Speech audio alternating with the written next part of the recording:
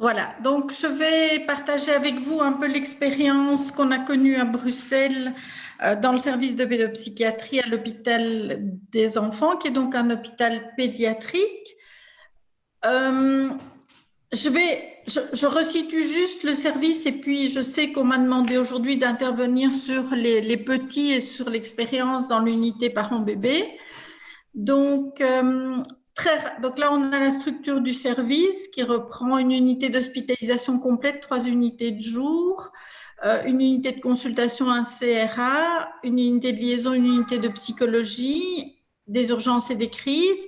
Donc, il y a eu vraiment un mouvement, comme je pense dans beaucoup d'autres endroits, de créativité et de mise en place extrêmement rapide de dispositifs. Mais ce que je vais essayer de vous transmettre aussi, c'est comment l'État, la sécurité sociale, le SPF Santé publique nous a quand même aidé à pouvoir continuer à travailler, notamment dans les dispositifs de jour.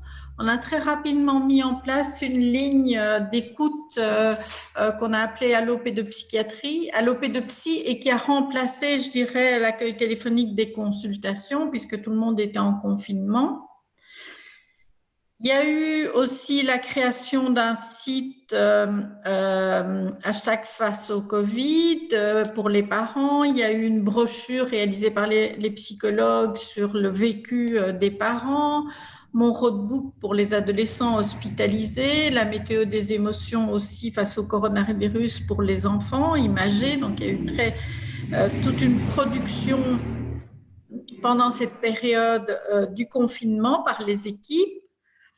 Et je rentre un petit peu maintenant dans ce en quoi l'État nous a aidés, et puis je parlerai de l'unité parents-bébés. Donc, très rapidement, après la mise en confinement à la mi-mars, l'État a proposé les hospitalisations partielles à domicile pour les hôpitaux de jour.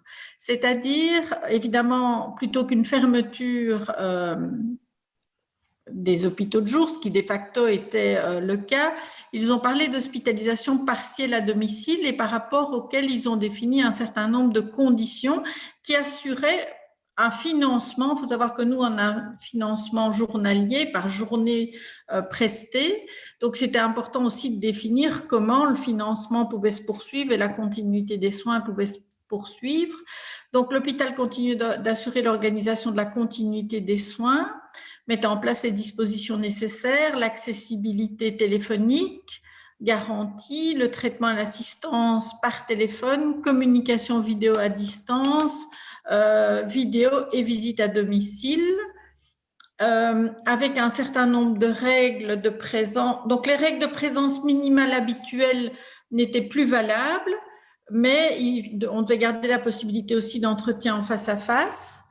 Alors, il y avait la question de l'application du crypté de bout en bout, sur lequel je reviendrai tout à l'heure, mais qu'on n'a peut-être pas toujours respecté, mais au prix du maintien du travail, de la continuité des soins. La fréquence du nombre de jours de traitement restait le même qu'avant le 14 mars, mais si on sentait qu'il y avait une nécessité aussi de passer à une autre fréquence, on pouvait le prendre pour des raisons thérapeutiques et vous verrez que ça a été nécessaire.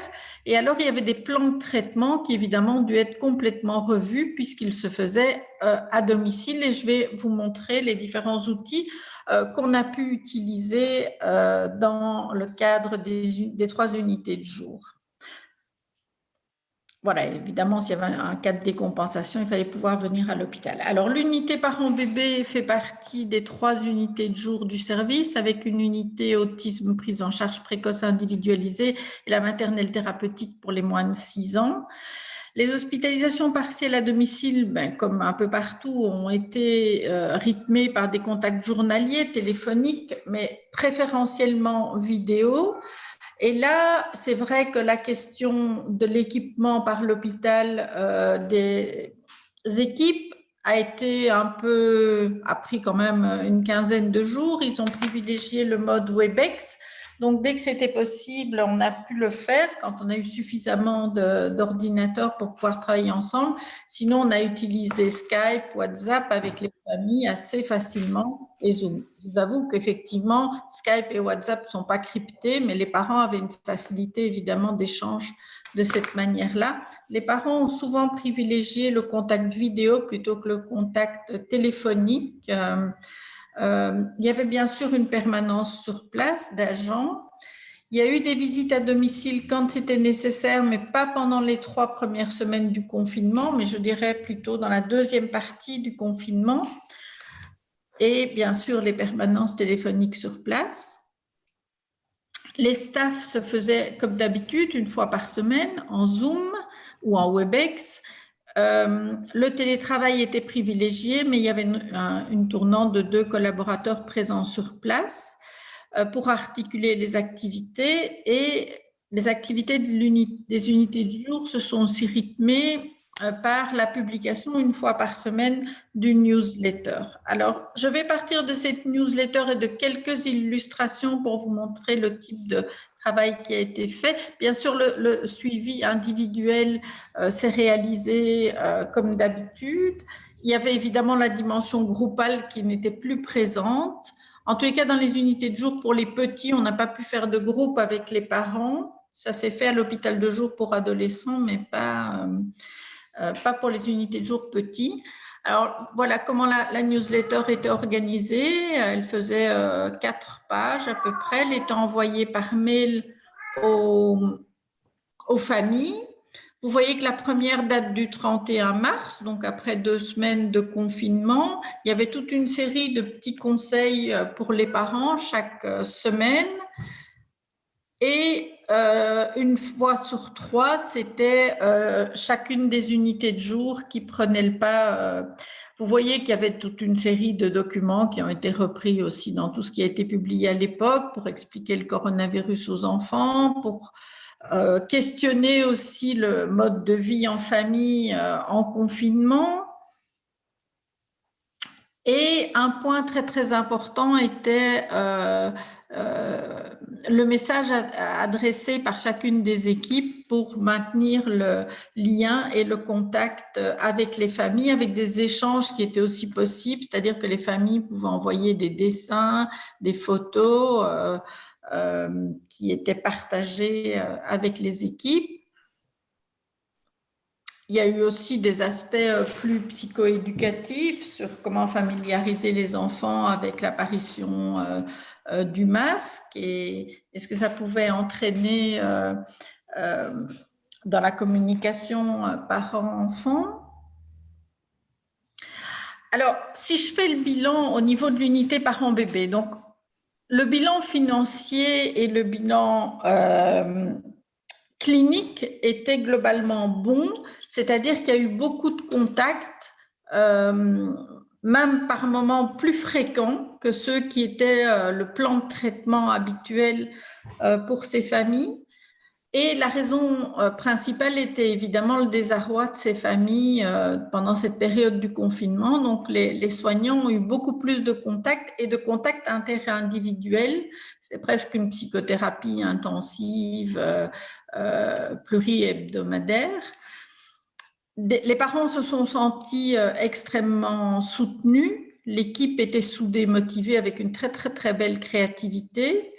Mais sur cette période du confinement, on a quand même eu 2 situations de placement en urgence, ce qui n'était pas arrivé au cours des 5 années de fonctionnement de l'unité parent-bébé, sur une file active d'une vingtaine de situations, ce qui est quand même énorme. Et ça a été des situations évidemment cataclysmiques dans évidemment des familles fragilisées. Le déconfinement, mais ça je pense que c'est général, a été très compliqué. Le retour en présentiel pour les soignants comme pour les parents, je dirais encore plus difficile pour les soignants que pour les parents, parce que je crois que les parents étaient avides de revenir dans l'unité. Ce déconfinement s'est fait progressivement, on a réaugmenté la fréquence très progressivement et le retour sur place. La réorganisation a été aussi compliquée et je dois dire qu'elle n'est peut-être pas encore tout à fait optimale puisqu'il y a encore un tas de contraintes diverses et variées qui est présente.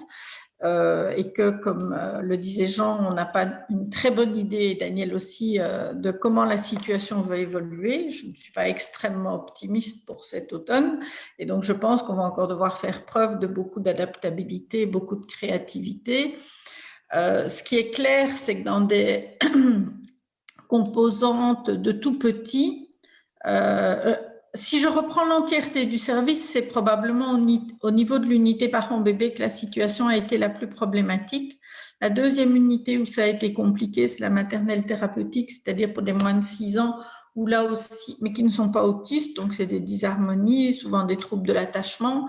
Et là aussi, il y a eu des situations assez critiques et où on a dû faire appel à des situations, à des services d'aide protectionnelle pour les enfants, plus que dans d'autres départements du service ou que chez les adolescents. Voilà. Et malheureusement, c'est pas fini, donc on va devoir garder beaucoup d'énergie et de créativité, je pense, dans les mois qui viennent.